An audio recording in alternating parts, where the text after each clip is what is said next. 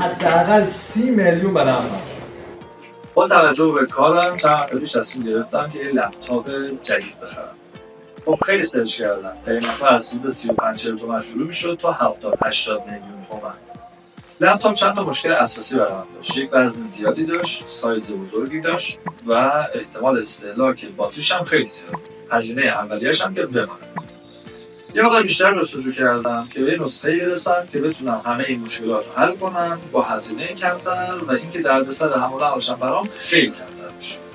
به این مدل باحال از موس و کیبورد لاجیتک رسیدم که همزمان موس و کیبورد قابل استفاده است، نیاز به هیچ دانگل اضافه‌ای نداره و بلوتوث به گوشی شما وصل میشه و خیلی راحت میتونه ازش استفاده کنید. یه نکته خیلی ویژه داره، اینکه همزمان میتونه به 3 تا دیوایس مختلف هم وصل شه.